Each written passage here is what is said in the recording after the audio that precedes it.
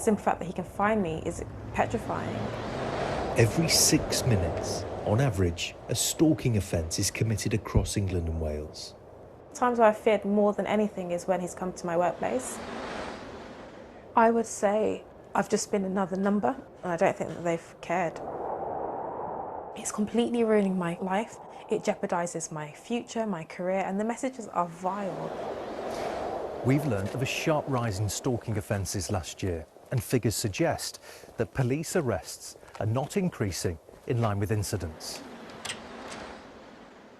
I haven't stopped thinking about you since the day I left, and I'm not taking no for an answer. Message after message. Hi, I need to see you. Week after week. We met for a reason, and I believe we are meant for each other. Chris has been stalked for 6 years by a man she sat next to once in a team meeting at work. You dirty, filthy slag. I hope you get AIDS, bitch. It's just disgusting. Honestly, I can't bear these. This abuse surged during COVID.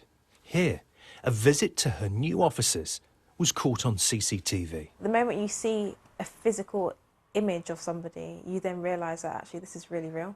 Someone that has absolutely no kind of relationship with me whatsoever can be completely obsessed. Hello.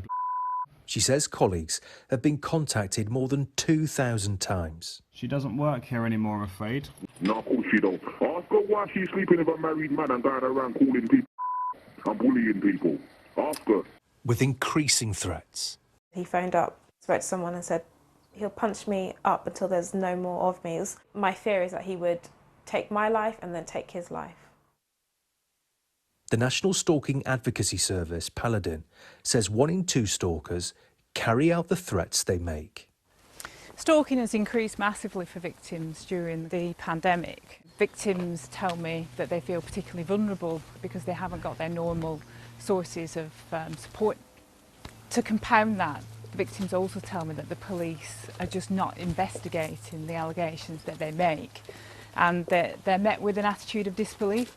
They're fighting their stalker and the criminal justice system, and that's just not good enough.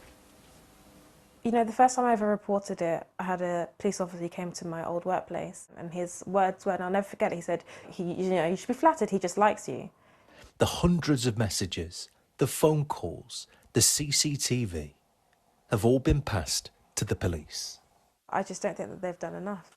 I've had about 50 conversations with multiple police officers. How many officers have dealt with your case?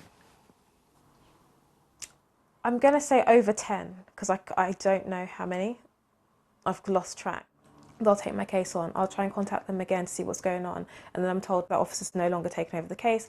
You can have somebody else. And every single time I have to explain the story over and over again. It's exhausting.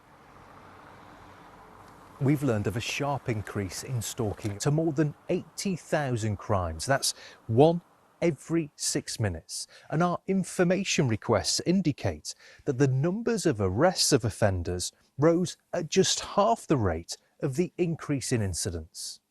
Well, what we've seen both in the pandemic and outside of it is a significant increase in stalking cases. And what we're looking at there in certain parts of the country, that's up to a 200% increase. There has been a change around the way we also record these offences. So actually trying to compare year on year is challenging at the moment. And still the justice system is waiting to catch up. What do you say to these women? I thank them for coming forward. It's really important they come forward. I'm saying sorry if there are delays in the system, and which we know there are. Yes, we accept that is the position in certain cases. The Metropolitan Police say they did arrest someone last year.